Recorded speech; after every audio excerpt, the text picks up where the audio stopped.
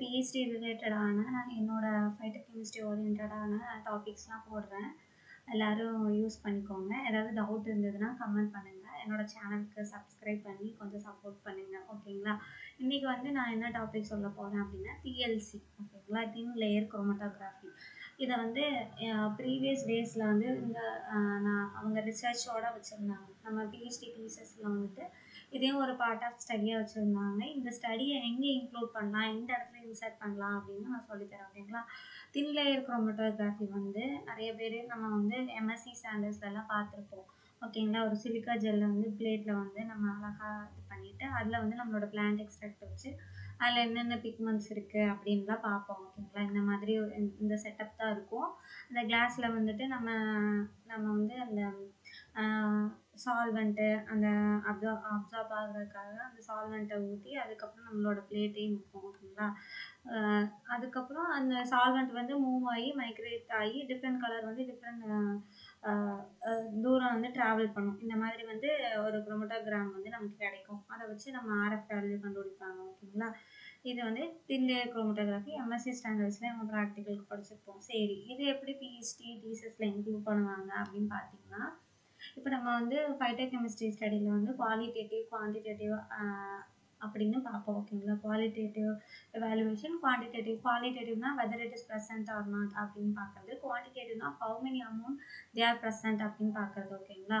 அதுக்குன்னு standard method இருக்குது. இப்போ டிஎல்சியில் வந்து இது வந்து குவாலிட்டேட்டிவ். ஓகேங்களா? Qualitative method whether it is present or not இருக்கா இல்லையா அப்படின்னு பார்க்கறதுக்காக நம்ம டிஎல்சி குரோமட்டோகிராம் வந்து யூஸ் பண்ணலாம். இப்போ வந்து குவாலிட்டேட்டிவில் வந்து ஒரு டேபிளில் வந்து நம்ம ஆஸ் யூஷுவல் நிறைய ப்ரொசீஜர் இருக்கும்ல, அதை வச்சு நம்ம என்ன பண்ணுவோம், ஆல்கலாய்ட் ப்ரெசண்ட்டாக இல்லையா அப்படின்னு அந்த டேபிளில் வந்து ++, அப்படிலாம் போடுவோம். அதே மாதிரி இந்த டிஎல்சி மெத்தடை யூஸ் பண்ணி ஆல்கலாய்ட் ப்ரெசண்ட்டா இல்லையா, ஃப்ளேவனாய்ட் ப்ரெசண்ட்டா இல்லையா அப்படின்னு நம்ம இந்த டிஎல்சியில் வந்து அந்த ஜெல்லை அக்ரோஸ் பிளேட் ஃபார்ம் பண்ணி அதில் வந்து நம்மளோட எக்ஸ்ட்ராக்டை வந்து அந்த குட்டியாக மைக்ரோடிப் மாதிரி ஒன்று இருக்கும். ஓகேங்களா? அந்த அதுக்கு வந்து கேப், அது ஒரு டியூப். ஓகேங்களா? கேப்லர் டியூப் மாதிரி ஒன்று இருக்கும். இந்த மாதிரி தான் ஊற்றுவாங்க. இதில் இந்த பேப்பரில் வந்து கொஞ்சம் நீட்டாக இருந்தது, அதனால் காட்டுறேன். பார்த்தீங்களா? 1 2 3 இருக்குது பார்த்தீங்களா? இதுதான் அந்த ஜெல்லை வந்துட்டு நம்ம ஃபார்ம் பண்ணுவாங்க. ஓகேங்களா? அந்த சிலிக்கா ஜெல்லை வந்துட்டு இதில் இப்படி தான் வந்து அழகாக ஊற்றுவாங்க. ஓகேங்களா? ஸ்டெப் 1 2 3 4 இருக்குது பார்த்தீங்களா? இதில் தான் வந்துட்டு இதுதான் வந்து பேஸு. இதுக்கப்புறம் இந்த மாதிரி தான் ப்ளாட் பண்ணுவாங்க. ஓகேங்களா? அதுக்கப்புறம் நமக்கு அந்த இது கிடச்சிரும். இது என்ன ரேஷியோவில் எடுத்துப்பாங்க அப்படின்னு டிஎல்சி பிளேட்டு வந்து யூஸ்வலாக வந்து 1:1 ரேஷியோவில் தான் எடுத்துக்குவாங்க. ஓகேங்களா? அப்போ தான் வந்துட்டு நல்லாயிருக்கும். அதில் வந்து நம்ம அந்த கண்ணாடி மாதிரி தான் இருக்கும் அந்த பிளேட்டு. அதில் நம்ம ஊற்றும் போது வந்து கரெக்டாக ஃபிட்டாக இருக்கணும். அப்படின்னா டக்குன்னு இது நடக்கணும். இல்லைன்னா வந்து ஒரு இடத்துல மட்டும் குண்டாயிரும், ஈவனாக ஸ்ப்ரெட் ஆகாது. அதனால் பக்கத்தில் வந்து ஒரு கிளாஸ் ராடு வச்சுக்கணும், அது ஈவனாக ஸ்ப்ரெட் பண்ணுறதுக்கு. அதுக்கப்புறம் இந்த மாதிரி வந்துட்டு இது வந்து குட்டி பிளேட்ஸ். ஓகேங்களா? இந்த மாதிரி நாங்கள் வந்து ஸ்லைடில் தான் நான் பண்ணேன். வெதர் ஏன்னா ப்ரெசென்ட்டாக இல்லை என்னன்னு பார்க்குறோம், குவாலிட்டேட்டிவ் அனாலிசிஸ் தானே. ஸோ அதனால் வந்துட்டு இந்த மாதிரி குட்டியும் பண்ணலாம், பெருசும் பண்ணலாம். ஓகேங்களா? இது மாதிரி நம்ம வந்து 1:1 ரேஷியோவில் எடுத்துக்கணும். அதாவது தண்ணி 1 mlனா அந்த சிலிக்கா வந்து 1 ml அந்த ரேஷியோவில் எடுத்துகிட்டு நம்ம அதில் நம்ம பிளேட்டில் வந்து ஈவனாக டிஸ்ட்ரிபியூட் பண்ணணும். இல்லைன்னா வந்து நம்ம சால்வெண்ட்டில் வைக்கும்போது நம்ம எக்ஸ்ட்ராக்ட் வந்து மூவ்மெண்ட்டே ஆகாது. ஒரு இடத்துல தடிமனாக ஒரு இடத்துல பள்ளமாக இருந்ததுன்னா அது நல்லாவே இருக்காது. ஸோ அதனால் டக்குன்னு நடக்கணும். ஏன்னா இது உடனே காஞ்சிரும். அதோட இது கார்சினோஜெனிக். இது ஹேண்டில் பண்ணும்போது கொஞ்சம் க்ளவுஸ் போட்டு ஹேண்டில் பண்ணுங்கள். மிக்ஸ் பண்ண உடனே கெட்டி ஆயிடும். அதனால மிக்ஸ் பண்ண ஒரு கிளாஸ் ராட் வச்சுக்கோங்க. ஒரு இதில் வந்துட்டு 1:1 ரேஷியோவில் வந்துட்டு எடுத்துகிட்டு அந்த பவுடர் வந்து கொஞ்சம் கூல் மாதிரி ஆனோம்னா டக்குன்னு இது பண்ணிடணும். ஊற்றிட்டு ஒரு பக்கம் இருந்து இன்னொரு பக்கம் ஸ்லைடை வந்து சாய்ச்சிங்கனாலே அழகாக ஈவனாக ஸ்ப்ரெட் ஆயிரும். அப்படி ஈவனாக இல்லைன்னா கிளாஸ் ராடை பாட்டு ஒரு ரொட்டேட் பண்ணிங்கன்னா அழகாக ஈவனாக ஸ்ப்ரெட் ஆயிரும். அதுக்கப்புறம் அது காய விட்டுறணும் கொஞ்சம். இல்லைன்னா ஏர் ட்ரையர் கூட வச்சுருப்பாங்க, அதை வச்சு நம்ம காய வச்சிடணும். அதுவாக காஞ்சதுன்னா கொஞ்சம் நல்லாயிருக்கும். அதுக்கப்புறம் காஞ்சதுக்கப்புறம் நம்மளோட ஸ்பாட்டை வந்து கொஞ்சம் கீழே கேப் விடணும். சால்வெண்ட்டை நம்ம வைக்கிற அளவுக்கு சால்வெண்ட்டில் வந்து சோக் ஆகிறதுக்காக கீழே வந்து ஒரு கேப் விட்டு மேலே வந்து நம்ம இந்த மாதிரி டாட் வந்து வச்சுட்டு அதுக்கப்புறம் இதுக்குன்னு ஒரு கப்ளிங் ஜார் இருக்கும். இல்லைங்களா? அதை நான் காட்டுறேன். இதில் காட்டல அவங்க, ஆனால் இந்த மாதிரி தான் ஸ்ப்ரெட் பண்ணணும். இந்த இமேஜில் அழகாக காட்டியிருக்காங்க. கப்ளிங் ஜார் அவங்க காட்டியிருக்காங்கன்னு பார்க்குறேன். இல்லைன்னா நான் என்னோட கப்ளிங் ஜார் காட்டுறேன். ஓகேங்களா, கப்ளிங் ஜார் இருக்கும். அதில் வந்து நம்ம சால்வெண்ட் வந்து ஒரு ரேஷியோவில் இருக்கும். மூவ்மெண்ட் ஆகிற சால்வெண்ட் வந்து, அதாவது நம்ம எது வேணாலும் எடுத்துக்கலாம். ஓகேங்களா, இப்போ வந்து சில பேர் வந்து அசிட்டோனு, மெத்தனாலு அப்படின்னு ஒவ்வொரு நம்ம எதை கண்டுபிடிக்க போகிறோமோ அதுக்கேற்ற மாதிரி சால்வெண்ட் ரேஷியோ இருக்கும். ஒரு ப்ரொசீஜர், ஸ்டாண்டர்ட் ப்ரொசீஜர் கொடுத்துருப்பாங்க. நான் என்ன பண்ணுறேன்னா, ஒரு ஒரு பேப்பர் நீங்கள் ரெஃபர் பண்ணுறதுக்காக ஒரு பேப்பர் நான் அதை பார்த்து தான் ரெஃபர் பண்ணேன். ஒரு ஸ்டாண்டர்டான பேப்பர் வந்து நான் டெலிகிராம்லேயும் என்னோட சேனல் பேஜ் இருக்குது. அந்த பேஜில் வந்துட்டு நான் டிஎல்சி மெத்தட்ஸ் சாம்பிள் பேப்பர் அப்படின்னு சொல்லிட்டு அந்த பேப்பர், அந்த ஆர்டிக்கலை உங்களுக்கு அனுப்புகிறேன். ஓகேங்களா, அதில் வந்து ஆல்கலாய்டுக்கு என்ன ரேஷியோவில் என்ன சால்வெண்ட் வந்து எடுத்துக்கணும், அதாவது டிஃப்ரெண்ட் ரேஷியோ எடுத்துக்குவாங்க. 5:2:1 அப்படிங்கிற மாதிரி different combination of the solvent.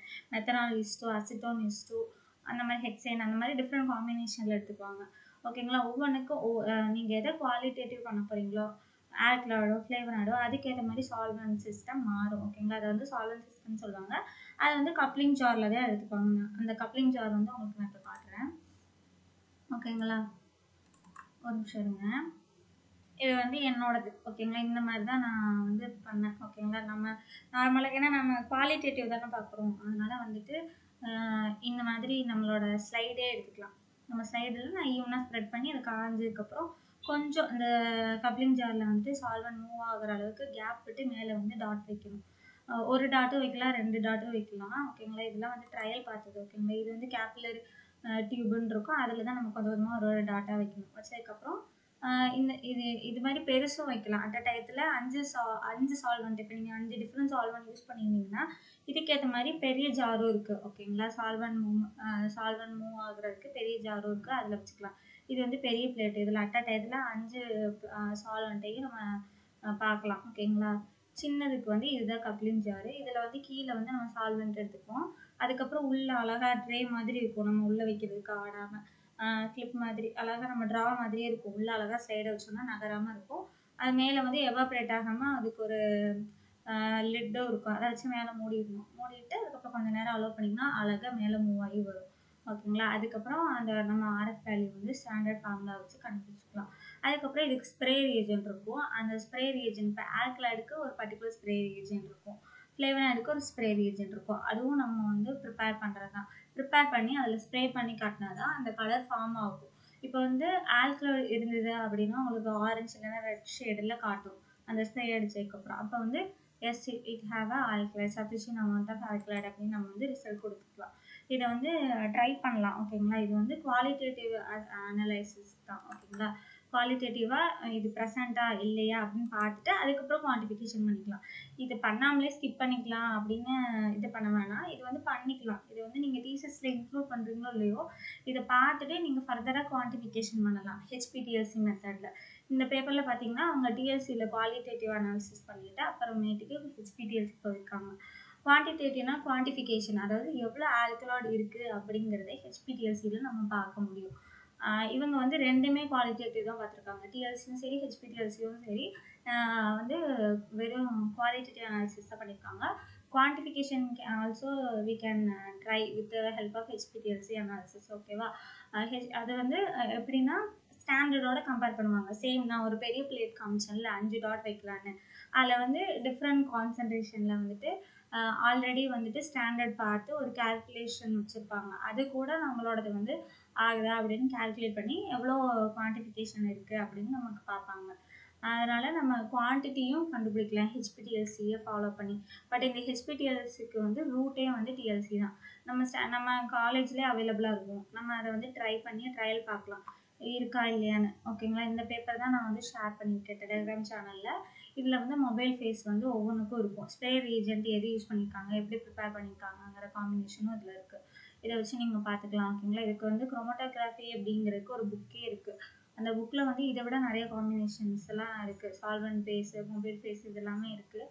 அந்த மாதிரி டிஃப்ரெண்ட் இதை நான் ட்ரை பண்ணேன். ஓகேங்களா, நான் ட்ரை பண்ணிட்டு தான் குவான்டிஃபிகேஷன் போனேன் என்னோட பிஹெச்டியில். ஆனால் வந்து நல்லா அந்த ஸ்ப்ரே ரீஜன்லாம் வந்துட்டு கொஞ்சம் ரீசெண்டாக வாங்கின கெமிக்கல்ஸில் பண்ணிங்கன்னா நல்ல ரிசல்ட் கொடுக்கும். இதில் பார்த்தீங்கன்னா ஆல்கலாய்டு அந்த டேபிளில் பார்த்தீங்கன்னா உங்களுக்கு ஒரு கிளாரிட்டி கிடைக்கும்.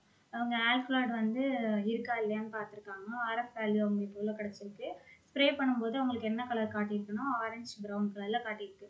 ஸ்ப்ரே ரியேஜென்ட் எதை வச்சு ப்ரிப்பேர் பண்ணாங்கன்னா ட்ராக் அண்ட் ட்ராப் ரியேஜென்ட், அதாவது 10% எத்தனாலுக்கு ஹிஸ்டோஸ்கோப் இல்லைன்னா இந்த ரியேஜென்ட், இந்த 2 ரியேஜென்ட்டும் யூஸ் பண்ணிக்கலாம். ஒன்று Dragendorff reagent use பண்ணிக்கலாம், இல்லைன்னா வந்து 10% எத்தனாலிக் சல்ஃபியூரிக் ஆசிட் ரியேஜென்ட்டும் யூஸ் பண்ணிக்கலாம். அவங்க வந்து மொபைல் ஃபேஸ் எப்படி எடுத்திருக்காங்க அப்படின்னா, அந்த சால்வெண்ட் சிஸ்டம் எவ்வளோ எடுத்துருக்காங்கன்னா குளோரோஃபார்ம் வந்து 3 ரேஷியோவும், அப்போ மெத்தனால் வந்து 2 ரேஷியோ, அந்த மாதிரி காம்பினேஷனில் எடுத்திருக்காங்க. ஆல்கலாய்டுக்கே டிஃப்ரெண்ட் காம்பினேஷன் இருக்குது, இவங்க வந்து இந்த காம்பினேஷனில் எடுத்திருக்காங்க. இந்த மாதிரி வந்துட்டு நம்ம எம்எஸ்சி ஸ்டூடெண்ட்ஸ்க்கும் கைட் பண்ணலாம் அவங்க ப்ராஜெக்ட் ஒர்க்குக்கு. இது கொஞ்சம் ஈஸியாக தான் இருக்கும். அதே மாதிரி நம்மளுமே பிஹெச்டி தீசஸில் இன்க்ளூட் பண்ணலாம், இல்லைனா ஜஸ்ட் பேப்பர் ஒர்க்காவது நம்ம பண்ணலாம். ஓகேங்களா, பேப்பர் ஒர்க்குக்கு பண்ணலாம். மேபி ரிசல்ட் நல்லா கிடச்சிதுன்னா உங்களோட தீசஸில் கூட இதை நீங்கள் இன்க்ளூட் பண்ணலாம். ஓகேங்களா, எனக்கு வந்து 2-3 இதுக்கு நல்ல ரிசல்ட் கிடச்சிது. பட் வந்துட்டு என்ன சொல்கிறது, நான் வந்து கம்பேரிட்டிவ் ஸ்டடி பண்ணேன், லீஃபோ ஸ்டெம்மோ. அதில் வந்து ஸ்டெம்முக்கு எனக்கு ஒழுங்காக ரிசல்ட்டுக்கு கிடச்சிது. லீஃபுக்கு வந்து எப்படி சொல்கிறது, ஒரு சிலதுக்கு இப்போ நம்ம கம்பேரிட்டிவ் ஸ்டடி பண்ணும்போது இந்த மாதிரி டேபிள் வந்து கம்பேர் பண்ணும்போது ஃப்ளேவனாய்டு எல்லாத்துக்கும் பெஸ்ட் ரிசல்ட் எனக்கு அவ்வளோவா கிடைக்கல. கிடைச்சது வச்சு கம்பைன் பண்ணி நம்மளால் போட முடியல. அதனால் வந்துட்டு நான் அதை வந்து தீசிஸில் இன்க்ளூட் பண்ணல. பட் வந்து பேப்பர் ஒர்க்குக்கு நான் வந்து இந்த ரிசல்ட்டை வந்து நான் யூஸ் பண்ணிக்கிறேன். ஓகேங்களா, டிஎல்சி வந்து நம்ம காலேஜில் இருக்க அந்த ஈஸி எக்யூப்மெண்ட்ஸ் வச்சு நம்ம பார்க்கலாம். இதுவும் ஒரு மெத்தட் தான். இது எந்த இடத்துல வந்து தீசிஸில் இன்க்ளூட் பண்ணலாம் அப்படின்னா, குவாலிட்டேட்டிவ் அனாலிசிஸில் வந்து அந்த குவாலிட்டேட்டிவ் குவான்டிஃபிகேஷன், அதாவது ஃபைட்டோகெமிக்கல் அனாலிசிஸில் குவான்டிடேட்டிவ் அனாலிசிஸில் இது வந்து குவாலிட்டேட்டிவில் வந்து இன்க்ளூட் ஆகும். whether it is present or not அப்படின்னு டிஎல்சி மெத்தடில் வந்து பார்க்குறது. ஓகேங்களா, இதுக்கப்புறம் தான் நம்ம குவான்டிஃபிகேஷன் பண்ண முடியும் ஹெச்பிடிஎல்சியில் ஸ்டாண்டர்டோட கம்பேர் பண்ணி. ஓகேங்களா, இதுதான் டிஎல்சி மெத்தட். நெக்ஸ்ட்டு வந்து ஹெச்பிடிஎல்சி எப்படி பண்ணுவாங்க, அதில் எப்படி குவான்டிஃபிகேஷன் பார்ப்பாங்க அப்படிங்கிறது சொல்லித்தரேன் அடுத்த வீடியோவில். ஹெச்பிடிஎல்சி எந்த இடத்துல டீசர்ஸில் இன்க்ளூட் பண்ணலாம், எதுக்கு ஹெச்பிடிஎல்சி பார்ப்பாங்க, என்னென்ன மெத்தடெல்லாம் இருக்குது ஹெச்பிடிஎல்சியில், எதெல்லாம் வந்து டீசர்ஸில் இன்க்ளூட் பண்ணலாம், எப்படி கொண்டு போகலாங்கிறத அடுத்த வீடியோவில் சொல்லித்தரேன். ஓகேங்களா, தேங்க்யூ ஃபார் வாட்சிங்.